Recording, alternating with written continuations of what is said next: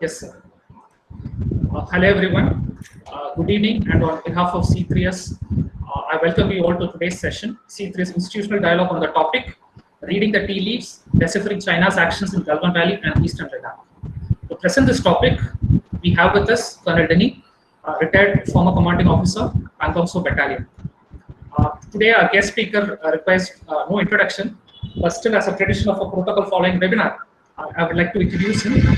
He served as an Indian Army Infantry Rajput Regiment officer for more than 20 years, having first-hand combat operational experiences after having served in multiple tenures in Kashmir Valley, Northeast India, along the line of actual control in Ladakh.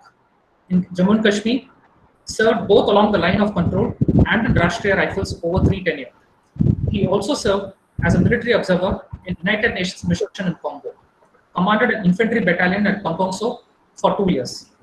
Having posted as a faculty in Defense Services Staff College, Wellington, Tamil Nadu, he took voluntary retirement from Army on 1st October 2019. A warm welcome, sir, and we are delighted to have you with us today. Thank you. To introduce the topic, Indian and Chinese troops scuffled at Pangongso in Ladakh on 5th or 6th of May 2020. After the first round of talks on 6 June 2020, clashes occurred in Galwan Valley, Ladakh that claimed 20 Indian soldiers' life and an unknown number of casualties on the Chinese side. While face-offs and standoffs keep occurring at the line of actual control due to differences in perception of the alignment, Chinese side violated previously agreed understanding and engaged in provocative military maneuver in the late night of August 29 and August 30 in an attempt to change the status quo in South Bank area. This attempt is seen as China's bid to open a new front in the prolonged border standoff in a fresh confrontation that was caught up by the Indian troops. Despite India and China having held several rounds of military and diplomatic level talks the last 2.5 months, but no significant headway has been made for a resolution to the border road in Eastern Ladakh. With this, I would like to hand over to Commodore R.S. Vasan, sir, Indian Navy Director, Indian Navy retired, for Director's remarks. Over to you, sir.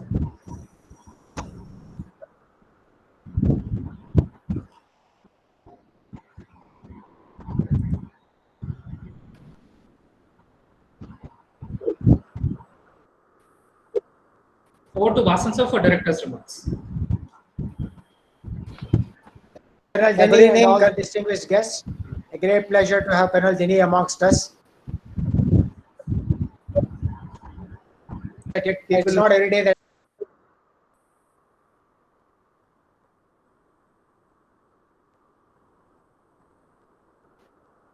Can you hear me? Yes, sir.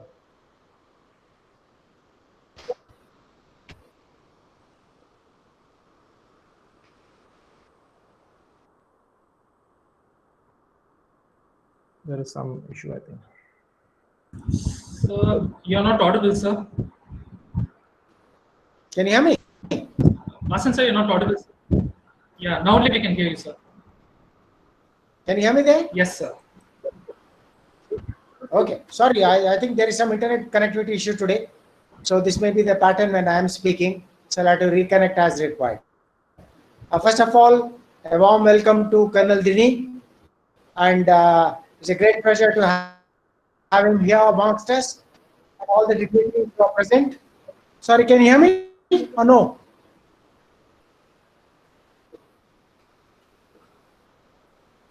All right. Yeah, I suggest you also mute others so that the bandwidth availability is better. All right. May I request all others to kindly mute themselves so that we have a little more availability of bandwidth. Right. So we are very happy that Colonel Denny is here. After all, it's not every day that you have people who served in the area of great strategic and tactical significance to us, who are available to us. Having served there, having been an instructor in Staff College, I am sure he'll be able to cover both the strategic dimensions of what is happening today, as well as the tactical area assessment in terms of how the action that was taken by Indian Army recently has resulted in a tactical advantage, which gives you a certain leverage to deal with the Chinese. You would have noticed from the newspapers today that the Chinese are now trying to only concentrate and discuss the Pangongso area, where we occupied the heights. They are not talking about the other areas which were encroached upon by them prior to June 6th. I'm talking about between April 20th and June 6th. And so therefore, it's very clear that Indian Army has certain advantage today because of the heights and because of preempting the actions of China, which is what it was doing all these days to us. It's not the first time that China has done this to us, but it's for the first time ever, perhaps, Indian Army preempted the Chinese move, which has given you that advantage of discussing the issues at the tables. And India has also done something very wise in getting not just the military commanders to talk to each other, but also try and get the External Affairs Ministry spokesperson, so that the messages are very important in terms of sending the right kind of signals to the adversary. Initially, when the joint statements were made on the sidelines of SCO, there were high expectations that perhaps the two nations can normalize their relations. But it appears that we are in here for a long, long haul, and they are ready for the forces are being turned around. Not good signs overall. So let me now hand over to Colonel Dini for giving us his viewpoint and an assessment and an appraisal of where we stand today and what is the way ahead. How does he see this unfolding through the winter, and what advantages do we enjoy, and how can we ensure that we are not surprised every now and then. Over to you, Colonel Dini. Thank you, sir. At the outset, it is indeed a matter of great honor for me to be taking part in this webinar with the Chennai Center for China Studies. I would like to place my gratitude to Shri C. Balasubramanian, the research officer from Chennai Center for China Studies, for getting in touch and making it possible for me to address this audience. Also, Commodore R.S. Vasan, retired Director, C3S, for actively organizing such events, and particularly my talk here, and other members of the C3S Institute. And I can see some outstanding veterans in this group, and ladies and gentlemen who have joined this webinar. So it's once again, I would like to sincerely thank all the members of C3S for inviting me for this webinar. To understand what China is doing is actually a very difficult thing, because as late as I think a few days back, the Honorable External Affairs Minister was asked, why did China do this? And he humbly replied that I don't know myself. So, and I am of an opinion on that, the External Affairs Minister is one of the a person who understands China, who studied China, who's been there in China for a very long time. So if he himself comes out and says why China did this is not clear, so that tells a story. So definitely there's been a lot of articles, there's been a lot of discussions, there's so much of things which is there in which has happened ever since this conflict has started. So it is very difficult to exactly know why did China do it, but then we can definitely discuss on it, and maybe we can arrive at something which is possible. And whatever I'm going to say is, I don't claim that this is the way it can happen or it must have happened. I am just giving my views based, of course, on my experience of having served there, and also following the Chinese thing closely. So my take on this particular subject today is definitely, as Shri Bala mentioned, that I'll be covering not only the Galwan Valley incident, but the entire thing as such, what is happening there and why it happened and how do we look forward. So when we go into the why part, I think before that we should definitely analyze where do we stand today. And today the conflict, like what Commodore Vasan mentioned, started on May 5th or 6th. This particular incident, of course, there's a series of things which has happened before that also. But as on 5th and 6th, and today is about 141 days into the conflict. So where do we stand today after this 141 days? So what I will do is that I will, let me also tell that all these things are already there out. We have all read about it, we have all discussed about it. But what I'm trying to do is I'm just trying to put all in an order, and then probably bring the lessons, and whatever we want to bring out will come out in its own way. So the first thing what we want to do, what I want to do is to highlight where are we, that is both China and India, after 141 days of conflict. So I'll go with what has China gained, what does India gain, and what are the Chinese losses and what are the Indian losses. So let's start off with the Chinese gain. Like in the military, we first discuss about the enemy first.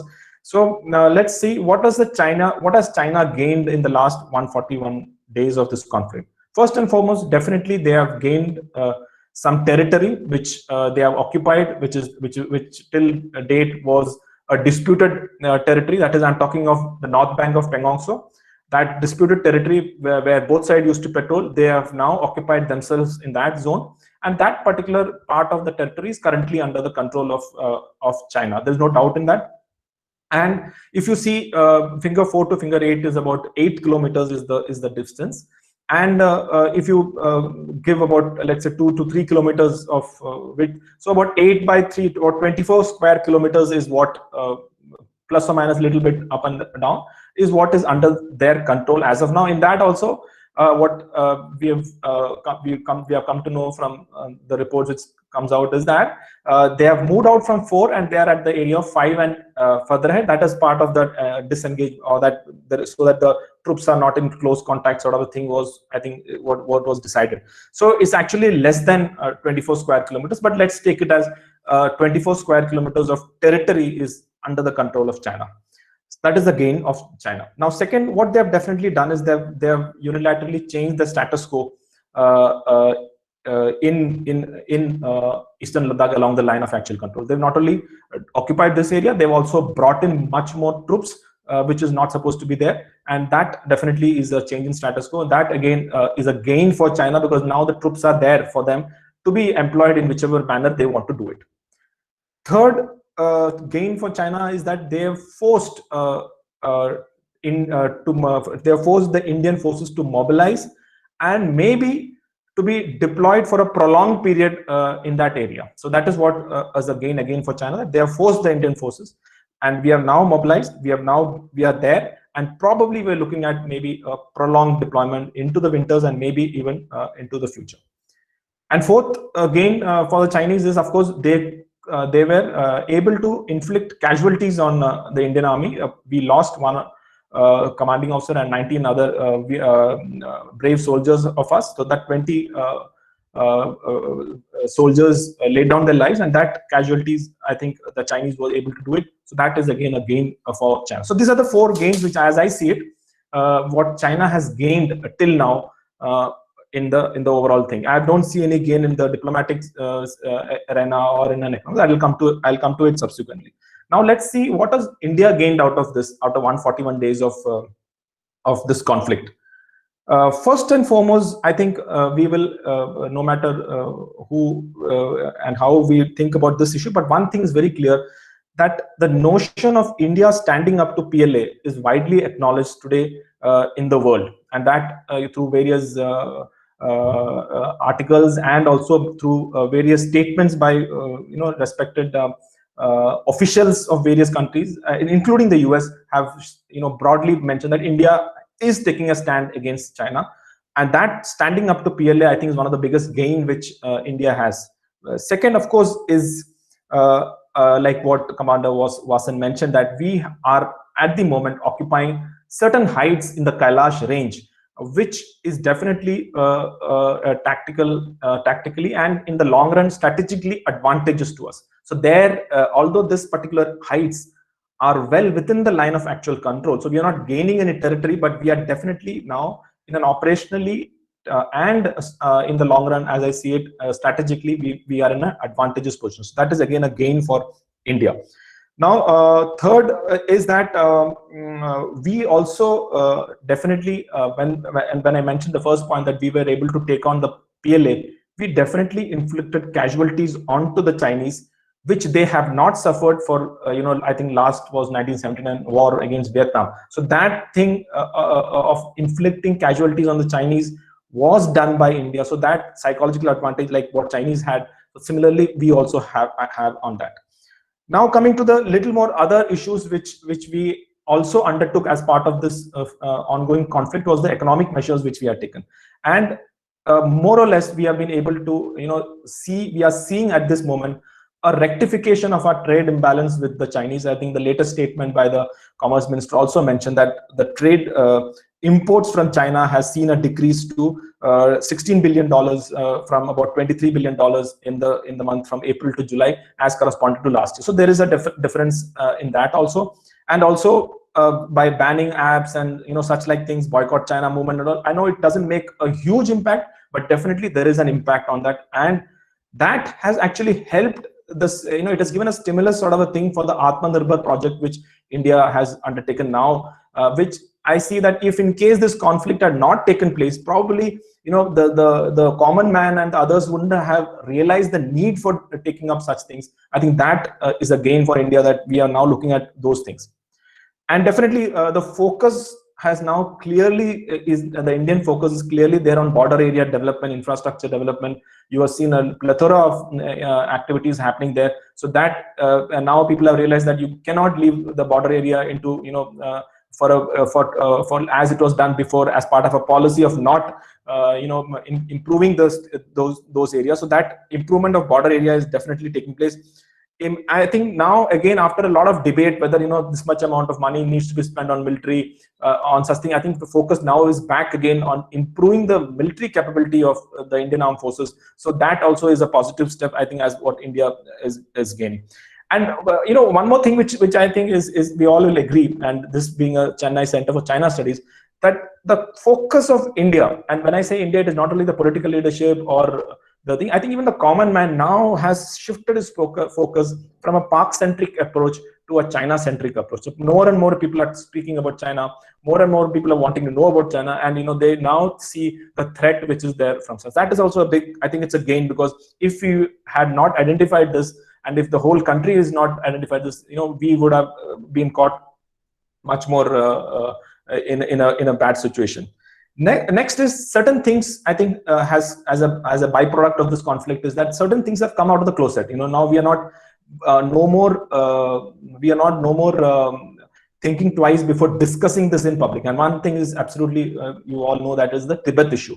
So earlier, Tibet was people used to say that it's a card which is not to be played. But I think by employing the Special Frontier Forces in the Kailash range, which is now in the open domain, I think India is sending out a message, and Tibet issue is again out of the, in the open, which is again a gain for the people who are fighting for their cause, and also for India, because that is a thing in which the Chinese does have a huge sensitivity.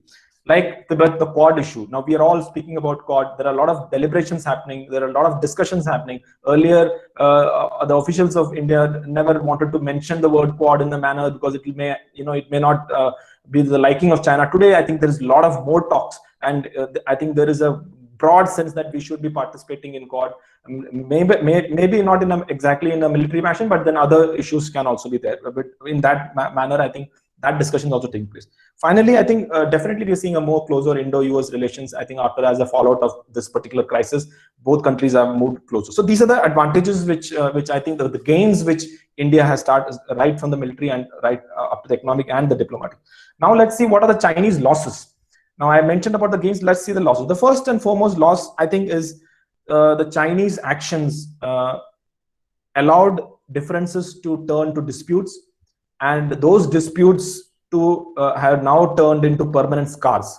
So they have lost I'll not say a friend in India, but definitely they lost a partner in India, because the public perception today, the pressure on the government and the government's policy itself has undergone a massive change. I don't think it will be business as usual. So that is the biggest loss which I think has happened for the China as of date. Second, of course, is as I mentioned, there is a loss of phase of China internationally as on date. Tomorrow, whatever action they take, we don't know. But as on date, whatever actions they have taken and whatever actions India has taken, based on that, there is definitely a loss of phase, and that is why they're looking increasingly to how to get out of it, because that narrative of peaceful rise has absolutely gone out of the window. Third loss is, of course, their loss of this domination of this Kailash range. Now I'm talking the tactical aspects. This loss of domination of Kailash range is definitely, and overlooking the Moldo garrison, I'm sure it is a loss for the Chinese, because if had they taken the initiative and as they were planning, and if they had occupied this, we would have been in a very difficult position. I mentioned about the losses in our side. There is definitely the Chinese, the PLA have lost soldiers, as I mentioned earlier. So it is unclear that how many soldiers had died there, but it is a fact acknowledged that they have lost lives. So that definitely is a loss to China, that they've lost soldiers after so many years.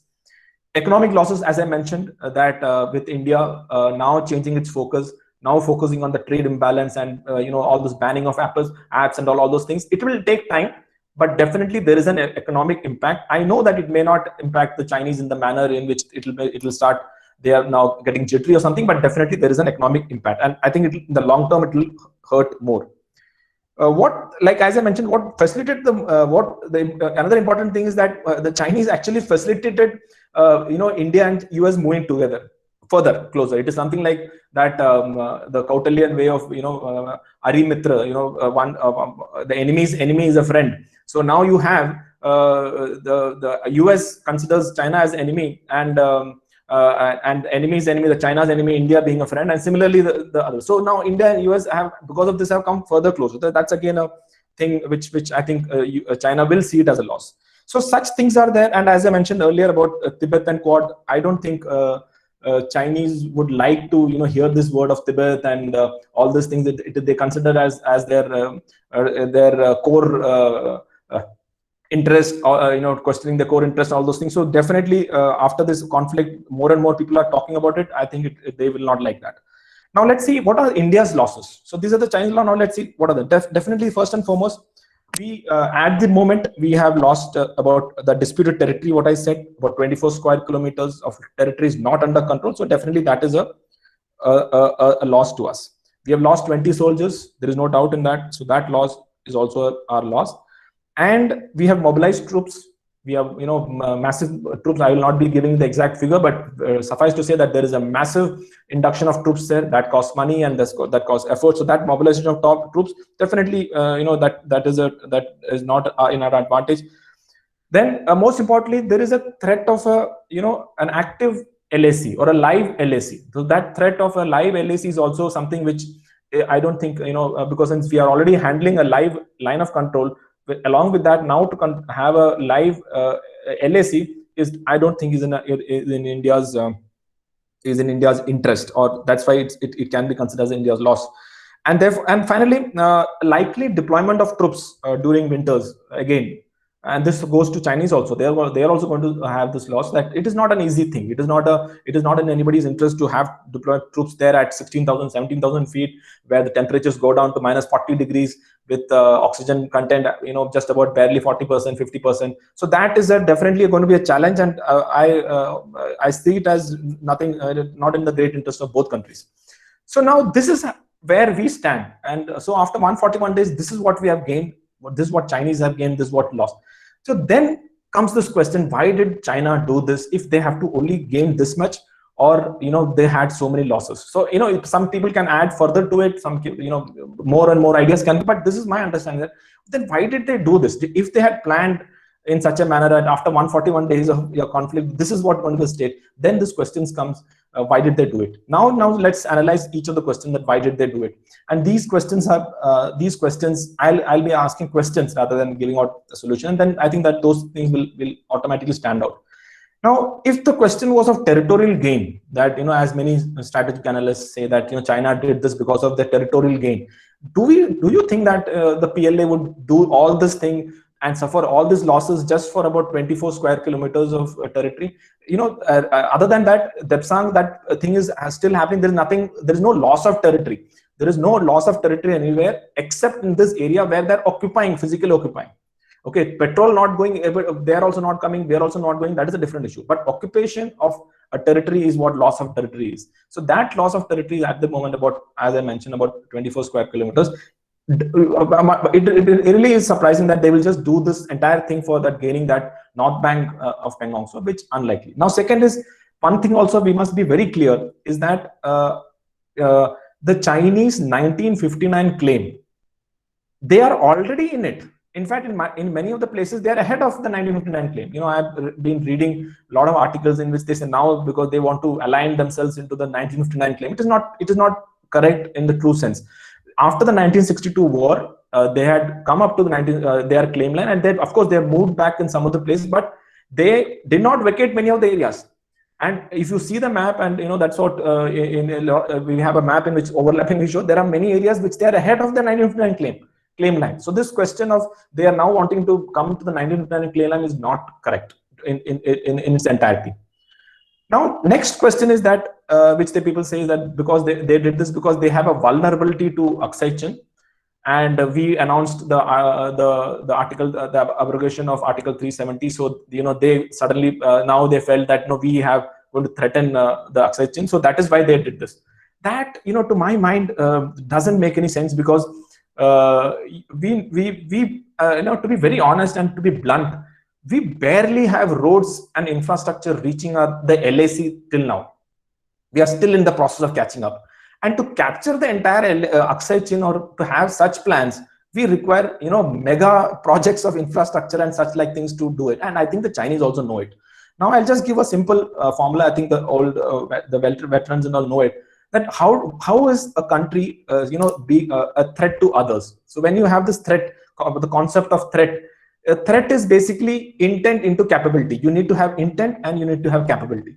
Okay, now, and this is compared between two countries. So then let's see, just compare this, that as a policy and we all know, as a policy, as a culture, India never has an offensive intent anywhere. That we will not be the first mover in any in kind of in an absolutely peaceful scenario. It will be highly unlikely or that India is going to launch an attack on somebody. So that intent is zero as far as India and China is concerned. Now let's give capability 0.5 with China, and with China. So just understand that. And now with China, they have they still can have an intent of attacking, because they did in 1962. They launched the attack. So let's give it. But in the current scenario, they also don't want war. But so let's give 0.5 as an intent to Chinese. And as far as capability is concerned, 2. 0.5 to 2 is the ratio between China and India. I know it can be, it is debatable.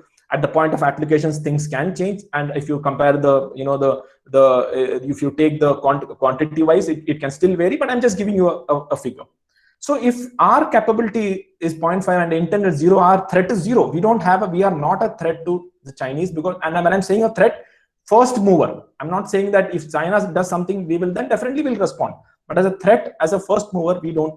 I don't see ourselves as a threat to. But if in the case of China, 0.5 into 2. About 1. So Chinese also has about a threat about 1 in the scale. So Chinese have a more of a threat, and that's what they are doing right now. So this thing of that we are threatening now to capture Aksai Chin, since the Home Minister made a statement in Article 370, now the sensitivities are gone. I think that is a little far-fetched. If that is the case, then Pakistan should have mobilized their 3 strike corps and launched an attack, because that is a question of their survivability. The very state is in the existence, and the existence of the Pakistan army is at stake. So they didn't do it. So I don't think that is kind of a thing. Now, next is that another thing which they give is that this is also to give protection to the CPEC and the collusivity angle with Pakistan. I think again that although it is known as the Karakoram Highway, the road itself passes almost about 260 kilometers as the crow flies from the Karakoram Pass itself. And there's a whole lot of things which is in between. So this kind of thing, a collusive thing, also I don't think is entirely correct. And if at all they have to do this collusion thing also, fine. Then also they will not do it here. Why should they do where the forces are coming together? They can do something in Arunachal and then ask Pakistan to do something here, so that our forces are split. That kind of a thing is there. So this collusive thing also is a thing little stretched too far. And one more thing which I used to when we used to discuss with some of the China watchers, they say, how much do China want during a conflict that Pakistan be part of them? Because if China is aspiring to be a superpower, do they want the support of Pakistan when they're taking on India? That question also needs to be answered. And that is why, if you see, there's hardly a statement or a kind of a thing coming from Pakistan showing kind of an intent of supporting in this kind of thing. They're not. The usual military activities along the line of control is happening. That has been happening throughout. Even now it is happening. And that is more to link with the Article 370 thing. So that kind of thing, I don't think may be in the right thing. Now, there was also a talk initially that this particular action was to threaten the DSDBO road, the new road which was made.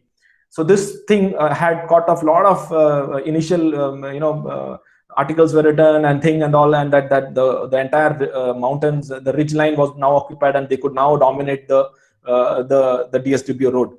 But the Chinese is not there today. After 141 days, they have vacated that. First of all, they were never on the higher reaches. They were in the place where this conflict took place on June 15th, where the Galwan conflict took place. They never went up on the higher reaches and took an extended, elongated kind of a deployment. That didn't happen.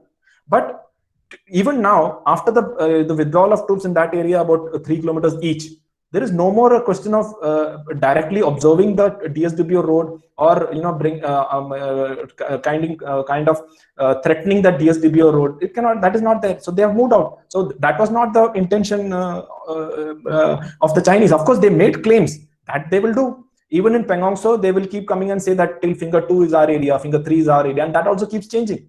That is the strategy. So that claim of Galwan Valley, the entire Galwan Valley being there, is part of the strategy, which they've been throughout doing. With that, there's nothing new in it. Of course, it is to state it openly that Galwan Valley, the entire Galwan Valley is theirs, is for the first time they're taking it openly in an official version. But otherwise, on ground, they used to do such things, that's why I am not much surprised by their statements.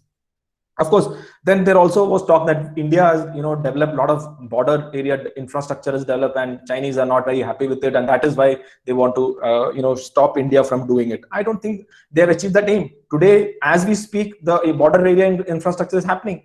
In fact, the very fact when the conflict took place, you saw the laborers and all moving from here in separate vehicles, and they were made to work there, and they're working now overnight before the winter sets in to finish the project. So that has not stopped us from working. So that is not the aim of stopping the infrastructure.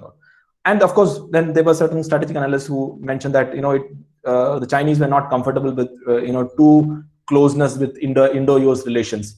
So, I mean, if that is the case, then we have moved more closer now after the conflict. After 141 days, India and US are more closer than before the conflict. So that aim is not achieved. So if whoever planned the Chinese operations so that India and US don't come closer, so I think they have not been able to do that. So that may not be the reason. Now, the last issue, which is latest now, which we can hear on the media, is that it is to impose cost on India, or basically the LCization of LAC, like what I mentioned, that they want to convert the LAC into an LC, therefore impose cost on India, and that is what they're trying to do. This, the cost works both ways. It is not only one way. Of course, Chinese economy has a much more thing to take on the cost. But just to give an example, but India also can take on that cost, is what I'm trying to come to. The Siachen Glacier was occupied by India as part of Operation Meghdut in 1984. Till date, we are still occupying it. Okay, and today, the rough figures is that I think about 5 crore rupees per day is what is spent in the Siachen. So if India is able to afford that, and India is still not not vacated it, I think being here, I don't think it can be of that kind of a thing that it starts hurting our entire national cost kind of thing. That does not happen. It definitely it will be a costly affair. But what I'm trying to say is that India can afford that, is what I'm trying to do. Human costs also will work both ways. Now, if we are going to be there in winters, as I mentioned, that will be at a cost of not only of financial cost, but at the human cost also. It's not going to be easy there for those troops outside. But as I mentioned, if Chinese are also going to be there, the human, they're also going to pay a price of this. And one more point which I want to make here is that, after having served both in the LC and the LAC, I feel that, it's my humble opinion, that LCization of LAC is not possible in the classical sense. And why do I say is that, I have these reasons to offer. Firstly, despite the current conflict in whatever state it is, despite the fact that there were losses of life, despite the fact that there were fires, there were small arms fires which were used, still heavy kinetic means have still not been used in LAC between India and China. That is not the case in India and Pakistan. So that kind of thing is still, the military commanders are talking on ground. You have continuous talks are still happening. So there is a difference still, number one. Number two, you cannot occupy the entire heights, whether it is China with whatever troops they have, and whether with India. We cannot occupy each and every height along the line of actual control, which is almost 800 kilometers. We cannot occupy that. But in the line of control scenario, we are actually literally occupying all heights, and we are having an eyeball to eyeball contact. Here, it is not possible. That amount of troops you will never have, and it is not required also. because there will be heights in which there is just no point in reaching at that 18,500 feet or 19,000 feet and going and sitting there with nothing. So what is the point in just sitting there? So there are only few places from where a vehicle can come, a few places from where even a man can walk across and go. So those places are fine. Otherwise, there is like in a line of control, you're going and occupying each and everything. That may not be possible, is what I feel. And third, there is no infiltration of terrorists here. You know, like what is happening in Pakistan, that we have occupied that LC scenario is also because Pakistan is trying to push in terrorists. So we have to now take a counter infiltration posture also. Here, that thing is not there. So that is the third reason why this may not be a case in which we will go into that LCization of LAC. Third and fourth, the last point is like, and it is related to the point as I mentioned that each and every height cannot be occupied. Now there is no end to this game of going and occupying certain heights. As I mentioned, at one point of time, neither of the parties can go and occupy all heights. There will be some heights you can occupy. There will be some heights you cannot occupy. Now, if somebody goes like what we did now, that we have come and occupied the Kailash range because it was important. Now, tomorrow, China can well do some similarly, and he can go and occupy some other place. Maybe in his side of LAC, maybe on the LAC, or maybe across the LAC. Now, after that, India still has an option of doing the same. We may go to some other area, go and occupy the thing. So this game can, where does it end? So this is what, and I think people there understand that this game, there is no end to it. So that is why my humble suggestion is that it may not be a case in which we may find the LAC turning into an LC scenario. That is unlikely to happen. And then the last reason which many of the people attribute is that China feels that now is their time. Their time has now arrived, and that is why they will do what they feel they'll do. And because of Corona time, they wanted to deflect a lot of attention from both, whatever is happening within China and such. So this narrative of China having arrived and Xi Jinping being all powerful, and there is conflict within China, so there is diversion of attention. One, we cannot actually be very sure about it, whether this can be a reason or not, because all said and done, definitely some attention has been diverted from Corona. There's no doubt in that people are not talking about Chinese Corona virus or Wuhan virus. Definitely we are talking of the LAC. So definitely some kind of attention diversion has taken place, but I will not be able to give out pinpoint that whether this is it. But definitely there is an impact of Xi Jinping's that China dreams, the offensive kind of a thing which they have now unleashed upon themselves, that bide their capability, hide your time thing is not there, is to be seen across. So maybe because of that also, that a role was definitely there. Now we will leave it at that. Now I'll just take back and go back a little bit of history, and then again come back and then see why this happened. Now, and the history, I'm not going back too many years. I'm just going back about 10 years back. Now 2010 to 2020 is the period I'm looking at. And if those senior veterans who are there, they know that in 1962, we did not have any kind of deployment there. But today, the kind of deployment which the Indian Army has there is phenomenal. Again, because of security reasons, I will not give out the exact quantum of force there, but to suffice to say that it is unimaginable the kind of jump which India has done, and especially during the last 10 years. Now, if you see from a Chinese point of view is what I want to look at. Now you're seeing that there is a quantum jump as far as the troops are concerned. There is a quantum of the forces which are coming. There is now tanks there. A complete brigade size of forces is there. You have artillery units are there. You have air force elements which have come up. You have logistic nodes which have come up. You have infrastructure development which is happening. Roads are being built.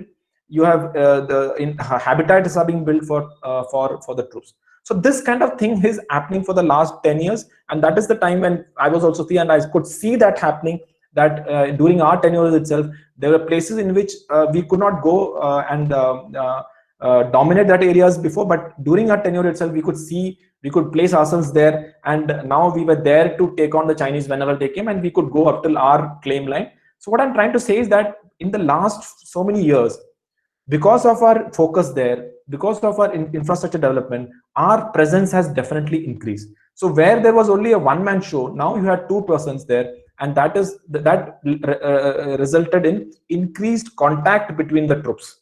And when you have increased contact between the troops, there were also increased conflicts between the troops. And that is why if you see from 2013, when the Depsang issue happened, 2014 when the Chumar incident, 2017 when my own battalion was there, the Pengongso incident happened, and 2019 in September again the Pengongso battalion was there, again the incident of those things which have come out in the media. What I'm trying to say is these are things which came out in the media. There were so many things which never came out in the media.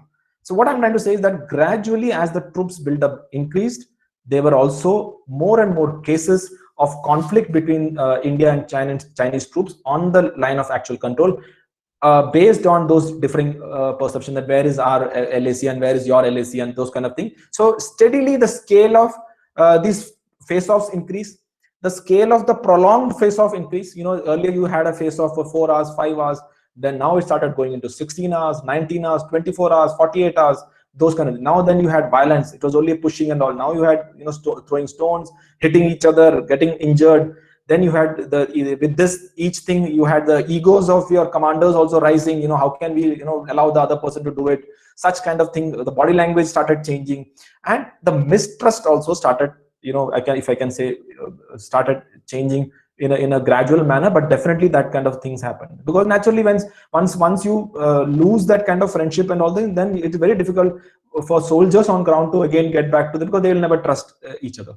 So that is also a reality which happened before this conflict. So that also we must understand. This conflict did not happen one fine day, that somebody in the CMC or somebody, okay, let's have this strategic objective and let's get into it, and then this was built up for so many years. And when I can say that when we were there, by the time we were leaving, we could see a definite increase in the level of violence from both sides, because as I mentioned, on ground India has parity as far as troops are concerned. If 10 soldiers come from Chinese, we also are able to place 10 chaps. If 50 comes, we are also able to place 50 chaps.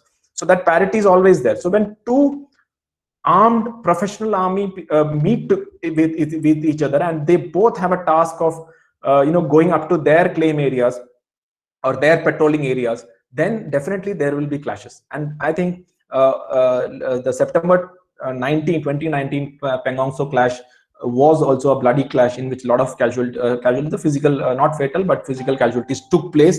And on May 5th and 6th, that is immediately after the winters had finished, and by the time May comes, the Pengongso, after having remained frozen during the winters, now was available for use of boats and such like things. And when the patrols came again, the conflict again started. And that particular incident of May 5th, 6th, there was a bloody clash in which one may not be very sure, but we had seen visuals of how a Humvee vehicle was being attacked with stones by the and also there was a PLA soldier lying on ground there. And after that, what happened to the soldier, we don't know, but one can safely assume that probably there might have been fatal casualties also. I am not very sure, but the kind of casualties were, the physical casualties was quite nasty at that time. And that is how 5th and 6th, after 5th and 6th, the Chinese mobilized their troops, and they only concentrated on the north of Pengongso area. They did not come into the Kailash range. They did not come into the Chushul area. They did not come into the Chumar area. They did not go to the Depsang area at the start. They only concentrated north bank of Pengongso. They went to the hot spring areas, that is hot spring Gogra areas, and went to the Galwan Valley, that is the PP14 area. So they concentrated here. They mobilized an X amount of troops. They mobilized from the exercise, and they came and occupied areas along the line of actual control. And in the area of North Bank, between finger 4 and finger 8, they occupied themselves. So what I find is that Chinese, what they displayed this was what is officially known as the NWMA, that is the non-military, non-war military activities of the Chinese. So what they do in that is that in this, it is they do it both. It is meant to be done internationally and domestically. In this, they use coercive threats with or without balance below the level of war and armed conflict against states or actors to safeguard PRC's sovereignty and national interests. So this is what they do. They don't want to go into an armed conflict, but with just below the threshold of going into a war, a full-scale war, they will do all these kind of, and this is what is seen in the South China Sea, and this is what I think was attempted to do in Ladakh, and that too at that particular specific area of Eastern Ladakh. And that is why my understanding is that they wanted to teach the Indian army a lesson there along the line of actual control, that you are not allowing us to complete our patrolling task. You need to learn a lesson, that do not mess with us. This kind of messaging was what their aim was. And like what the message which in 1962 was to teach Pandit Nehru and India a lesson, I feel that, you know, this particular action initially was to teach the Indian army a lesson there at that particular point. That is why that 4-point kind of thing. They did not do anything anywhere. There was nothing in Arunachal. There was nothing else somewhere. Even in South Bank, in Chushul, nothing happened in this particular area, because this was the area where they have maximum conflicts. This was the area where the Chinese were not being allowed to complete the task, because they were not allowing us to complete our task. And that is why they wanted to send a message to that do not mess with us. So, you know, I'll just give you 3 more reasons why I say so. The number first, they occupied those areas. After having occupied those areas, they made sure that we see those structures. They, you know, the structures, the guns, the tanks, and everything was laid out in such a manner. It was not deployed as if for going for war or something. It was deployed to be seen, to be picked up by satellites, so that, you know, we see it and we feel, the Indians feel embarrassed that, you know, they have come and sat in our area, and, you know, now they are not going. So that embarrassment, to embarrass the Indian army, to teach the Indian army lesson, was their aim, which they successfully did initially. And then they launched the information warfare, which we all know that, you know, they are the masters at it. They launched the information warfare, and within India, and you heard this narrative of, you know, that lot of land has been captured. We have that all those Galwan area was gone, all the hot spring area was gone, the entire Pangong Tso area was gone. All those things initially was what an Indian army could not do anything. There's no troops there, nothing which is happening. This kind of narrative was built, and this continued for a very long time. But at the same time, the Chinese insisted on military level talks.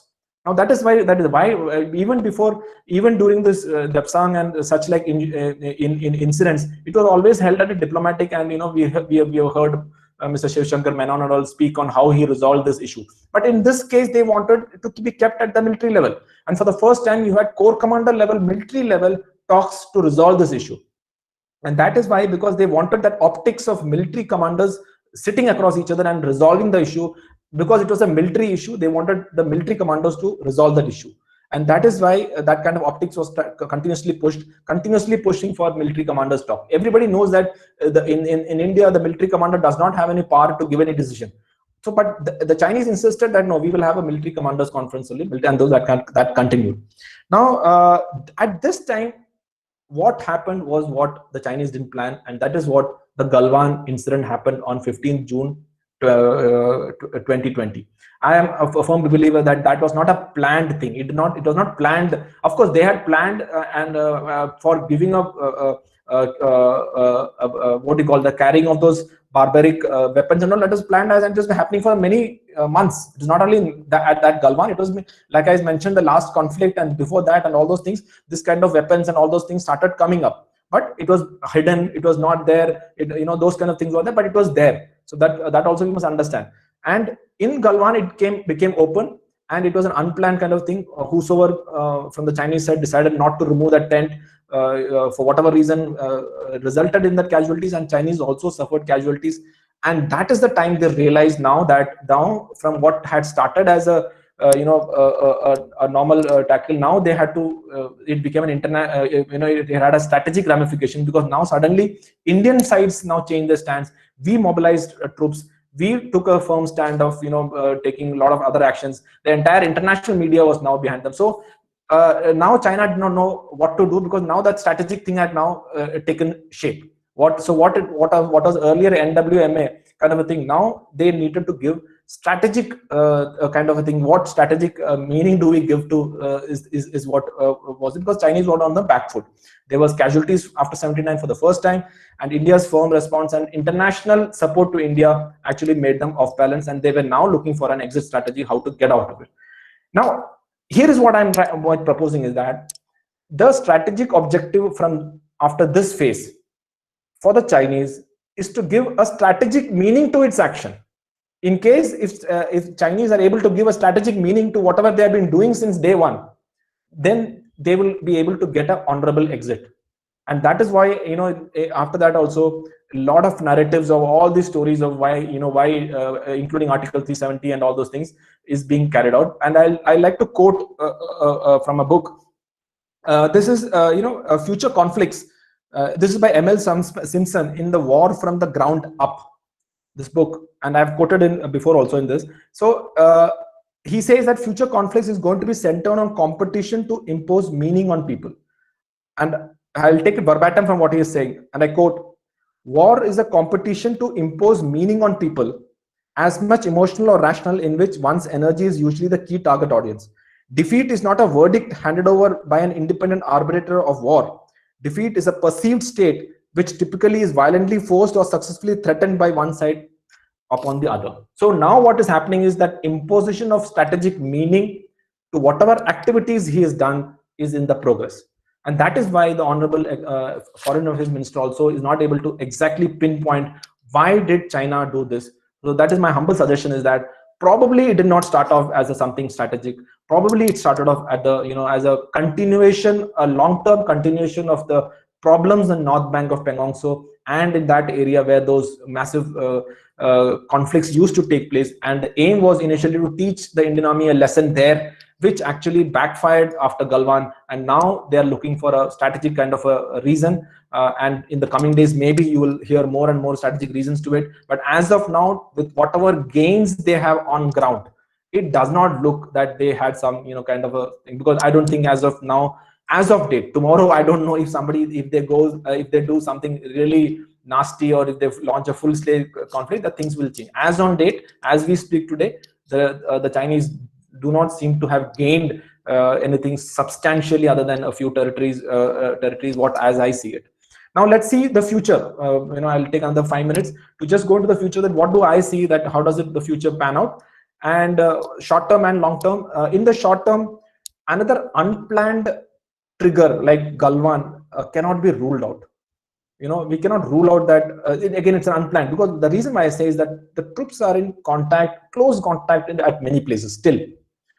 And there is a very funny thing, that troops in close contact can have their own logic. They will derive their own logic, which may be totally different from what is the political one. So that is why if the troops are in close contact, it's a dangerous thing. So, and although nobody may plan for it, that there may be a conflict, but it can, a trigger can happen. So an unplanned trigger can happen. So I hope that the talks which are happening at least lead into a disengagement from the troops, so that there is no physical contact between the troops. That is one, although we cannot rule out a unplanned trigger or a Galwan-like thing happening again. We cannot rule out that.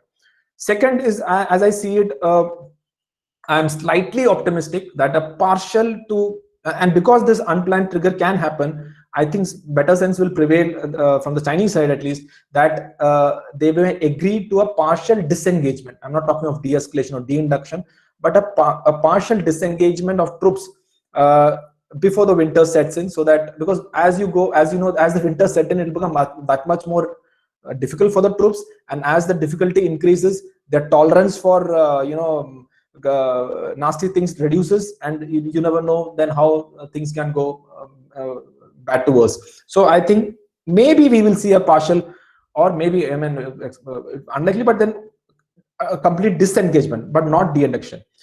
In the short term, I do not see de-induction taking place from within the proximity of the line of actual control. Both sides, because of the mistrust which is there's winters at least, and maybe into the next summers, we will see an X amount of troops being close by, ready for any action, I think is going to happen in that way.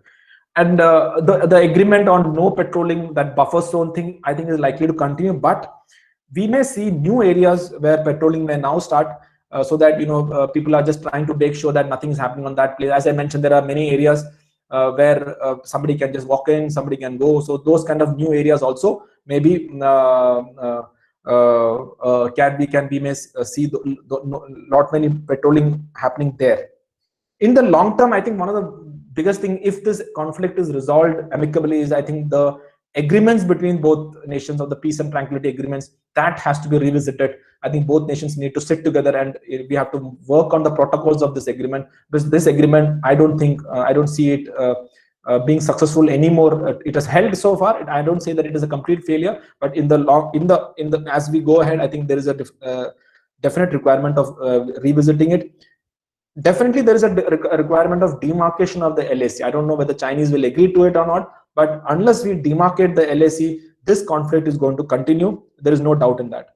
And as far as the additional forces, as I said, at least for the foreseeable future, some amount of additional forces on both sides is going to be a permanent feature. I don't think that is going to go away in a hurry. And also, as far as India is concerned, we will definitely see an increase in the military expenditure as a percentage of GDP. We will definitely see that, because I don't think any government now can take a chance of putting further restrictions on it. I don't think that happening. The Quad in the long run, maybe it may not be a Asia NATO kind of a thing, but definitely we may see more engagements, informal engagements between the four nations and some other nations maybe. That is a likelihood. And after the new president of US, whosoever comes, I think we will see if at all the US-China relation goes further bad, so that can see India playing a role at least towards US is my understanding, if the escalation, if the issue is not resolved. Tibet issue, as I mentioned, I think now people are openly talking about it. There is no more taboo in speaking about Tibet. That kind of thing we may find more and more people supporting and raising this cause for Tibet. That again is something which I think we will see in the coming days, and in the long term we can see. And within Tibet, I don't know, there are a lot of talks within Tibet also that there are issues there. I don't know how much of truth is there in that, but definitely we will see. And within China, I mean, we know that there are a lot of propaganda also in play, but definitely Xi Jinping will have a lot of things to answer for. And definitely there is a lot of friction, which I think it is not only because it is CCP. I think it is any place where there is a power centralization. Till now, it was a cooperative, and it was a multi kind of a responsibility which they had. But the moment the responsibility becomes one, the power center becomes one, there's going to be problem there. Anywhere in the world, if you see the history, I think that is the thing. There's nothing rocket science in that to understand that there will be issues in the coming days, provided Xi Jinping continues in the same. If he doesn't change his ways, definitely there will be issues. Now, and of course, as I mentioned, this trade imbalance and all those things in the long term, I think it will be good for India that we will be able to focus on this that self-reliance thing much more in a better manner. So, all in all, what I can say is that what started off as a minor scuffles years back, which started and building up as scuffles violently, which resulted in Galwan-like incident in which there were huge casualties on both sides. And what now we have is that two nations are staring with each other with a substantial amount of forces poised, to launch themselves in less than an hour's notice, kind of a thing. We are having an extremely precarious scenario today. As we speak, we cannot be sure what will happen exactly. That the conflict is totally unlikely, we cannot say that, but we are hopeful that the talks are happening, which is a very good sign. And in the coming days, I hope that this conflict de-escalates and we see peace along the line of actual control. Thank you so much for the patient hearing. Thank you very much, sir, for a very articulate presentation, both from a tactical and strategic perspective. And with this, we can move on to the question and answer session. The first question is by Colonel Hariharan, sir. He has a question on patrolling patterns in the area. May I request Colonel Hariharan, sir, for his question? Thank you, Colonel Dini. That was a very succinct presentation. Thank you, sir. I have served in, I am a Northeast guy. Sir. I have spent a number of years. I know the borders. I have a few questions on the technical aspects of this border management. One is you might be knowing in Northeast, we have these op alerts. We periodically occupy our defenses in heights so that they are well maintained. Does this kind of exercise exist in Ladakh? I don't know about the terrain, whether it is possible. That's a different question. But we do, even in the heights, we do that in the operational season. That is one question. And the other is, this is not the first time the Chinese intrusion has taken place. Periodically, it has been taking place.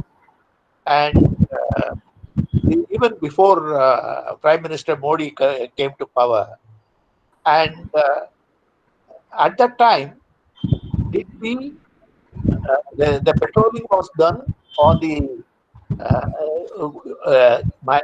I will explain it better. Did we occupy the heights operationally so that we are ready? Does the 93 agreement and later protocols, border management, do they forbid you to go up? I couldn't find it actually.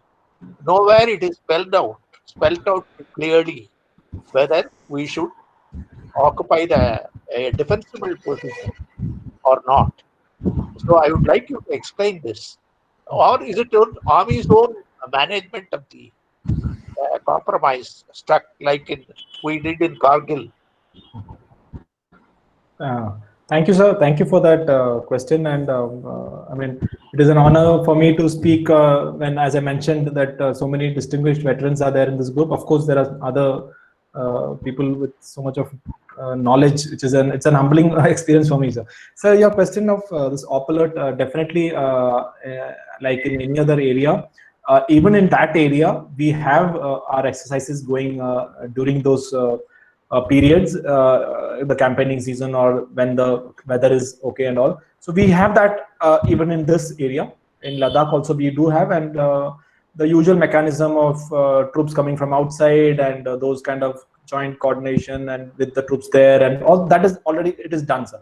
The only thing is, and that is linked to your second question, is that as per this agreement in Ladakh, and I'm sure I think it's the other area also, that within 20 kilometers of the line of actual control, we are not supposed to do any exercise, or if we do the exercise, we are supposed to inform the Chinese. So there is a mechanism which was there, and it functioned beautifully, that the both sides used to inform that those kind of troops are coming for exercise, and they used to move back after that. And there was only a very minimal kind of troops which used to come.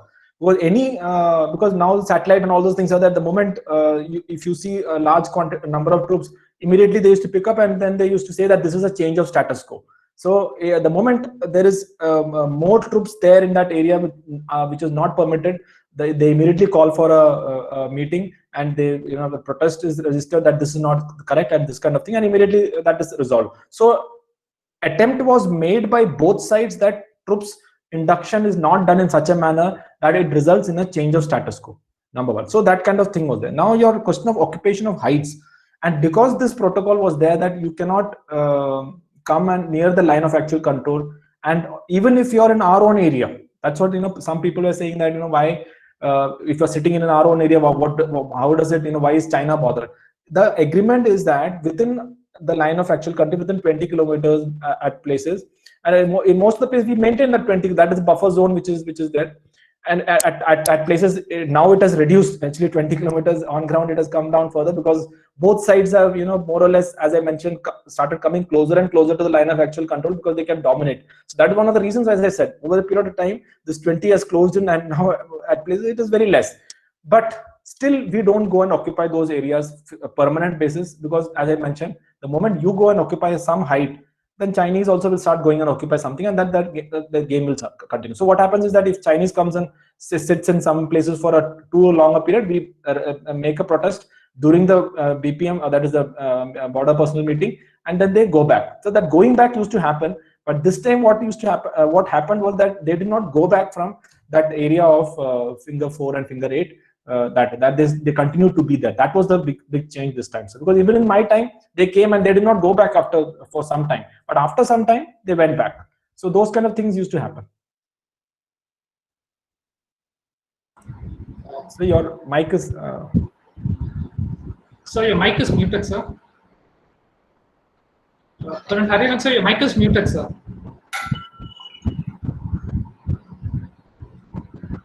So your mic is muted, sir. Colonel Hariharan, sir. So you're muted, sir.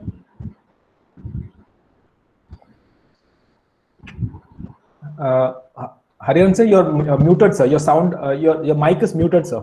Oh, sorry. Sir. You see, this question is on use of mine warfare.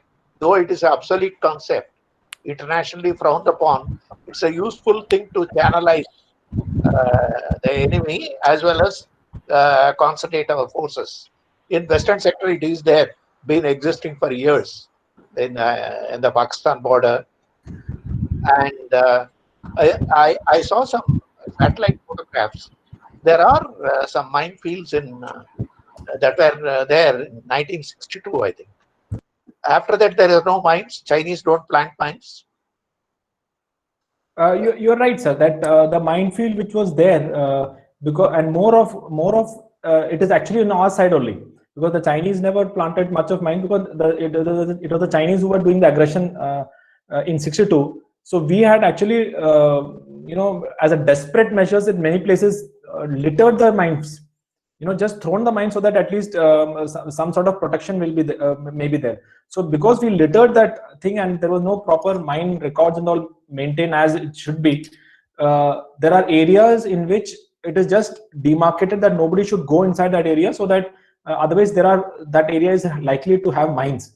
And so you put a barbed wire and you put a marking there that this kind of thing, because you don't know exactly where all the mines are, and over a period of time, because of the wind, because of the shifting of sand and all, the mines also have shifted. You don't know where under a thing, and it is very risky to go and neutralize also. So that area is there, sir. But as on date, I don't think there is any mining and such things happening at that places, sir. I suppose that includes low wire entanglements. Yes, sir. Yes. You're right, sir. Thank you. Thank you, Colonel Hariharan, sir, for your question and completeness of your answer. We have a couple of questions by Director C3S Komodo Vasan, sir. I'll just go one by one for the ease of your answers, sir. A couple of days ago, there were reports of the activation of all the three commands. Some have analyzed this as a precursor to action across Taiwan Straits. I do not go along with this assessment. Your take, please. Shri Bala, could you just repeat the question? I am not able to. Yeah. Is there a chat box, sir? Yeah. A couple of days ago, there were reports of the activation of all the three commands. Some have analyzed this as a precursor to action across Taiwan Straits. I do not go along with this assessment. Your take, please. I think I agree with Commodore Vasan in this, that this cannot be seen as a precursor to action against Taiwan. I don't, as I mentioned, I don't want to be seen as a pessimist, but I'm a realist. So let's be realist about it, that India today does not have an intention of raising the conflict to such a level or taking it to Taiwan Straits and such like things, because to be very honest, a conflict today is not in our interest. It's not in our national interest. We are in a process of development, and many other priorities are there in our nation. So we cannot afford a war now. So all attempts will be made to de-escalate and not to go into this. So this kind of thing, that activation all three commands and going in to go across into Taiwan Straits, I really don't think that is this correct. I completely agree with Commodore Vasan, sir.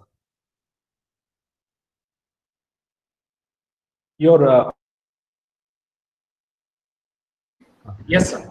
The second question by Commodore Vasan, sir, is China appears to have lost more in terms of goodwill and has pushed India into alliances which India was resisting. How do you see China recalibrating its options?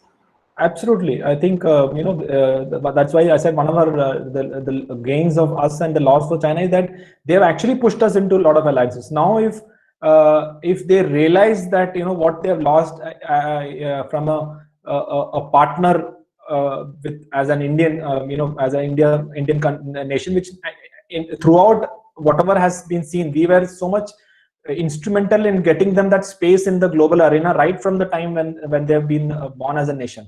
So to happen, and with actually we have always been on the receiving end by the Chinese, whether it is the NSG, whether the UN issues, whether it is with Pakistan. Even after that, till date, I think we have been pushed too much by the Chinese.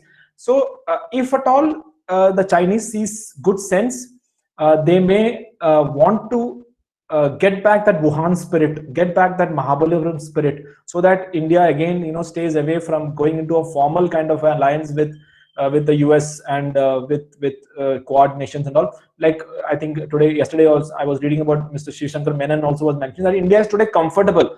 Most of the people in India today are comfortable with we having an informal agreement with the Chinese, with the US. That's so that you will find a lot of PASEX kind of exercises when people are, we're not having any alliance. When the moment you sign an alliance, then becomes a problem. But in case you're not having any alliance, you're having agreements, understanding, but you're conducting all the kind of activities, that itself is good enough. So those kind of things, I'm sure China will like for us to stay away. And the way they will try to do is by engaging with us in a positive manner, rather than bullying with us. That will not work, is my understanding. Thank you, sir. The next question by Comrade Vasan sir is: this ploy of playing Bollywood music was done in 1962 also. What has been your experience? Are we playing some Taiwanese or Japanese music to annoy them as a part of PSYOPs? Good question, sir. But you are right, sir. In 62 and I think towards 67 and all, they even in that Nathula incident, they used to do this kind of Psy-war kind of a thing. Basically they used to speak in your own language. If there is a Punjabi troops, they will start speaking in Punjabi. Kind of thing. So just to play in the minds of our troops that we know exactly the language which you have, we know the complete details, we know your hierarchy, the details of your hierarchy, all those things. It's a basically Psy warfare which they do. During my time, I never saw such kind of a game being played. However, we have our own ways and means of PSYOPs at the border. Now, I'll just give you a small example how we used to do. Like I am from Rajput Regiment. As a commanding officer, I used to keep my wrestlers, the basketball players, who are 6 feet 4 inches tall and with a big mustache and all. They used to be the persons who used to be ahead of in most of the cases. So the moment you stand, these guys, they are looking up and down. And of course, I only had a basketball team without 12 to 12 and a wrestling team which was there, and the cross country. All these sportsmen were, but if you sprinkle them, invariably they used to be in all this patrolling somewhere or the other. So the Chinese, these kind of Psy games, warfare was there without playing music. Definitely, my boys and all, they used to do a lot of other issues, which of course in a open forum I can't tell. But let me tell you that we are up to it, and we do play games with them, Psy warfare to Psy warfare. And our boys are much more smarter now. They are not. I'm not saying that the earlier they were not smart. They were much more smarter than they were. But I think the Chinese need to learn that this PSYOPs thing doesn't work anymore. One second, yes, Bala. Sir. Yes, sir. I just wanted to acknowledge the presence of Mr. Jaikumar Verma, who's been a regular contributor to many journals and others, and we make it a point to republish his articles. And we are very happy, Mr. Verma, that you are here. And also, as far as his music is concerned, in lighter vein, it's a question of who is facing the music. Correct, sir. Yeah. All right, please go on with the questions. Thank you, sir. The next question is by Mr. Granth. He has asked, sir, do you think China will continue to use its policy of deception with India, while at the same time reassuring India of a partial disengagement of troops due to winter, if this only happens in the near future? See, I think the Chinese, by now, even anybody in India, I think the most important, if you follow Twitter or if you follow anything, the most spoken of word, even my daughters here, they say, don't trust Chinese. Chinese cannot be trusted. This is one of the things which everybody, you speak to a normal thing, even in Kerala, I'm from Kerala, they can't be trusted. This is one thing which is, I think now everybody knows it. So this thing of deception with India, and especially the troops there, they are not going to fall into that, is my understanding. And also, now this partial disengagement question also, interestingly, the thing, like I did not mention in my talk, there is also a school of thought which says that should India agree for disengagement, because now we are sitting in an advantageous position in this Kailash range. So the question of status quo, what is the status quo? The Chinese is looking at status quo as of August 27, 2020, after which we occupied the Kailash range, or are we looking at April 2020 when they did what they did? So these two things are there, status quo which are looking, and then this question comes up that why should we now vacate this important heights? So what is the problem? We'll continue sitting there, is another school of thought which is there. So this partial disengagement, although I want it to happen, because after having led, and there are many seniors here, it is not going to be an easy thing for troops. It is not. It's going to be a very difficult thing, and in that sense, if better sense prevails and both sides vacate, it is a good thing to happen. But in case if it doesn't happen, then Indian Army is well trained.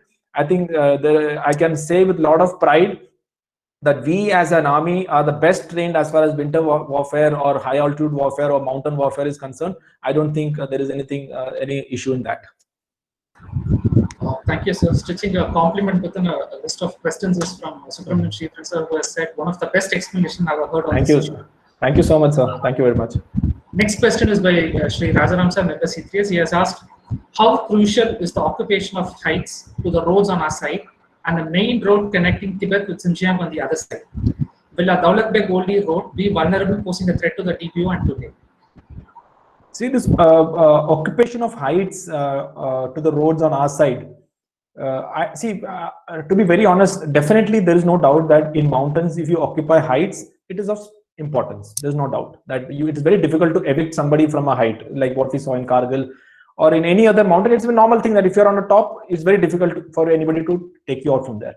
But here in these places, that kind of criticality, as if that there is only one road which is going, like what happened in Kargil. The National Highway 1 Alpha was going right under the nose of Kargil, and the people who were sitting in Kargil could actually pinpoint and hit the vehicles, and they were hitting the vehicles, army vehicles during Kargil. They were able to bring down heavy fire, artillery fire and all.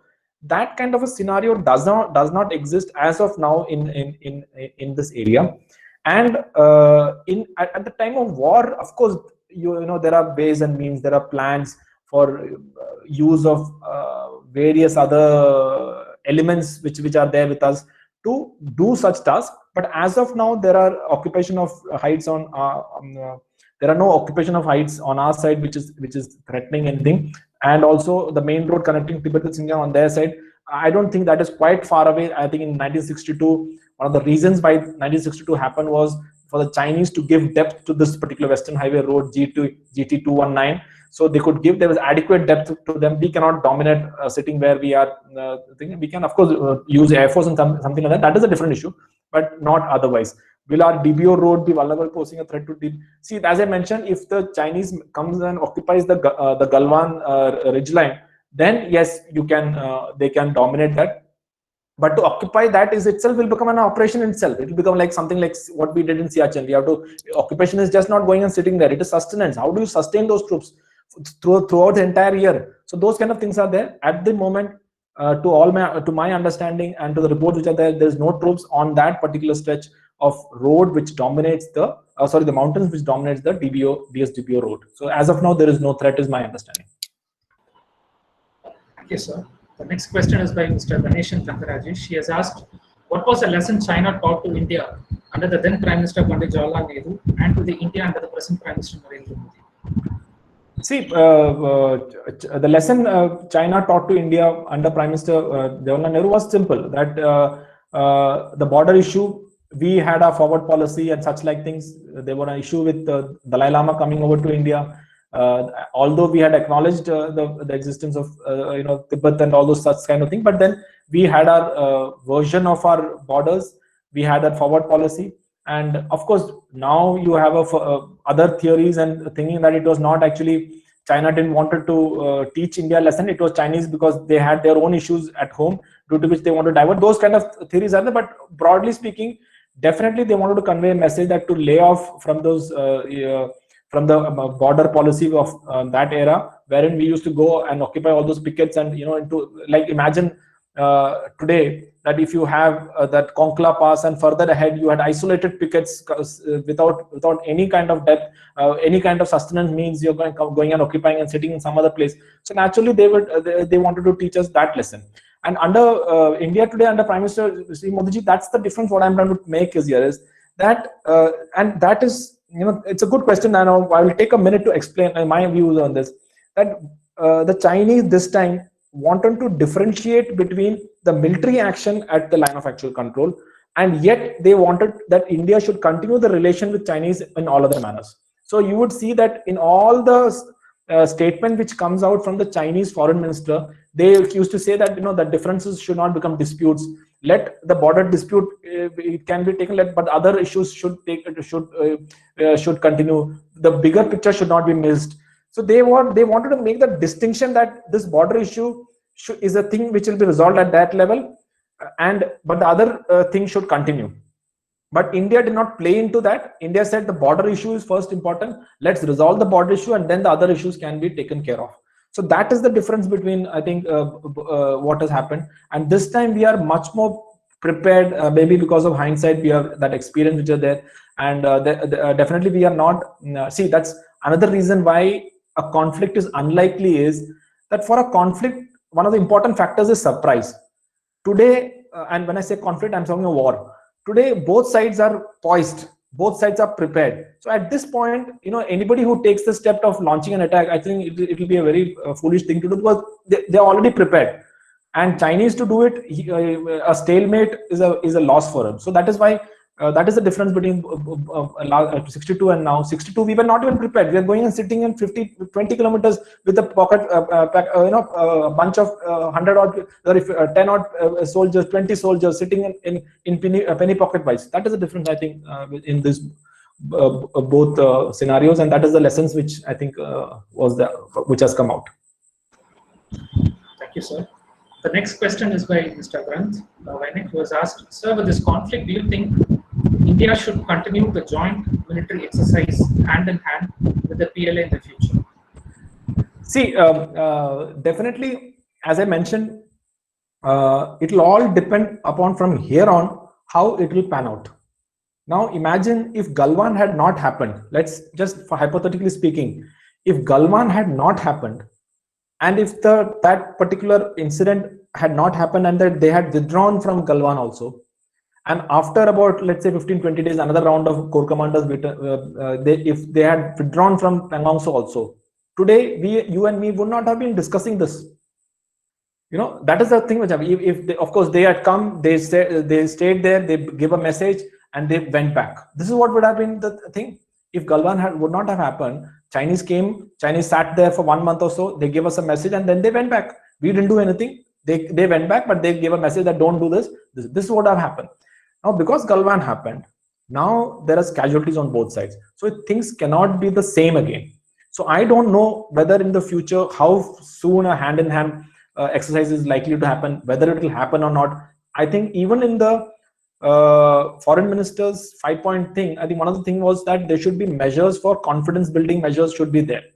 So if this is resolved amicably now, without further casualties, without any more change of status quo, and if things goes back in the April 2020 scenario, and which is then followed up by a political level talk at the highest level, then you may see such like exercises. But otherwise, in the near future, I really don't think that at least India is prepared to go and have a hand-in-hand exercise such kind. It will be very, very unlikely to have that to happen. Thank you, sir. I would like to ask the final 2 questions with you, sir. One is, do you think is Tibet still relevant as a bargaining chip with China? This is my first question. As a corollary, the second question would be, with so many initiatives taking shape like Quad, Quad++, and etc. Do you think it is now going on seeing things from a very holistic perspective as a larger Asian security architecture of sorts? Thank you, Shibala, for the question. And see, firstly, as I mentioned, Tibet was always there with us, but deliberately after the past so many years, we never touched upon that issue. Dalai Lama, the Honorable Dalai Lama was there, is always there in India, but we all know that we never played up that kind of a thing which was there, and precisely because Chinese always had a huge kind of a problem with that. But this conflict has opened up that thing. Now today you see Tibetan troops moving to the frontier. You see martyrs from Tibet being honored by the Indians, the Indian media, the Indian leaders, political leaders. So this openly now things are moving out. So I don't think now that any government can completely blackout, okay, we will not talk about Tibet again, even if things go back to a peaceful kind of a thing. So I feel that in the coming days, we will see increasingly this Tibet issue coming up more and more, and it will all depend. The thing that how much we play into it will depend what is the outcome of this particular thing. Definitely, this is a thing which we should. I'll not say use, because use is a wrong term, but definitely this is something which there is something which we can play a role, definitely in a role in getting justice to the people who are there. Now, then second question is that Quad. As I mentioned again, Quad is till last year also people were very Indians at least were not even allowing Australia to whether they should come participate and such, like the discussions whether should we will this become another Asian NATO kind of a scenario, such like things and all are happening. But in the coming days, we may not be very sure that probably, I think one more meeting is coming up next month or so in Japan. So already there is an informal thing which is already there. Whether it is India, Japan, India, Australia, India, Japan, Australia, US, all the now earlier thing whether a formal kind of a thing is there or not. That also will largely depend upon Chinese actions, not only to us but to the other nations. If they push further, I will not be surprised that such an alliance takes place in our neighborhood. I will not be surprised, because I think most of the nations are now mentally aligned towards such a thing, is my understanding. Thank you. May I request Shri J.K. Verma sir, if you would like to chip in with this brief for opinions or comments of sorts.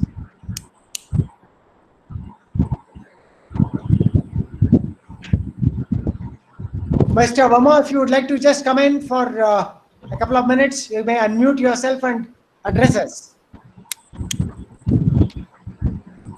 Verma sir, you are muted, sir. Please unmute yourself, sir. Verma sir, please unmute yourself, sir. You are muted. We cannot hear you. We cannot hear you, Mr. Verma. You are muted, sir. Please unmute yourself, sir.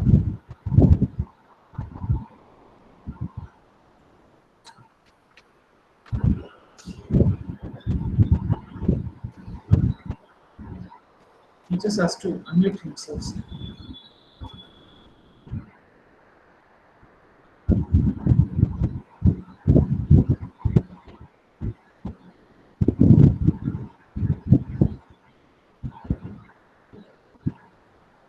All right, we'll come back to him later if there are any more questions. Otherwise, just a couple of points from my side before we wind up. And in case Mr. Jaikumar Verma is able to get his mic back, we will talk to him. Very, very excellent lecture that was given by Denny and reminded me of my own Staff College days and my Naval College days when I was an instructor there. And so this is typical Staff College, where the complete appreciation has been done so well. Looking at the past precedents and also the future, what future holds for us. Again, at the end of this, I don't think we are very clear about what the future holds for us. The point that you made out about even our own External Affairs Minister, who has first-hand experience of China, to say that I still don't know what will happen, is reflective of the uncertainty that clouds the situation between India and China. A very valid observation is that India has always remained a hesitant for all this while, whether it is Quad or whether it is Dalai Lama, whether it is Tibet. We've been too defensive and in fact bending backwards to please China. In fact, all of us know that even the 60th anniversary of Dalai Lama's arrival in India was pushed away to Dharmshala, whereas we were supposed to celebrate it in Delhi. So because all this was to show a certain amount of sensitivity to China's anger and apprehensions about whether the Tibet card would be used. Within C3S, we even invited both the Tibet Policy Institute as well as the Prime Minister in exile of East Turkestan. I wish more people look at this presentation made by the Prime Minister in exile, because many of us do not even know the historical facts related to how East Turkestan was taken into China's fold. Same is the case with many things. I don't know if Mr. Sridharan is here. We've been having a small debate within our circles on the historicity of how China expanded its Han Empire, north, east, west, and south. So that tells us that the China that you see, both in geographic terms as well as in terms of its composition of the Han community, has by and large bulldozed its way in Mongolia, in Manchuria, in Turkestan, and of course in Tibet, which has of great significance to us. So I think maybe China has helped us to move out of our self-imposed silence on some of these issues. We should put a phenomenal amount of pressure on China. I have no doubts about it. On Quad, I've been promoting this right from the word go, to say that, how will you put pressure on China if you keep on saying that we are sensitive to China, will not enforce our infrastructure, will not do anything in Andaman Nicobar as a theater command, because China will be upset. Is China upset when they do things with Pakistan? Are they upset when they carry out a trilateral exercise with Russia and Pakistan in the North Arabian Sea? Soon, let me assure you, that Turkey will join in, because increasingly Turkey is playing up on the Kashmir issue, and I will not be surprised if the Turkish Navy is going to be operating from Godar and also from Karachi, acting in consonance with China. So when this is the ground reality, why are we so scared of talking about the Quad and making it operationalize? Operationalize this. Put pressure on them. There is no need to be condescending in your approach when it comes to dealing with China. I must say that thank you so much for this wonderful talk.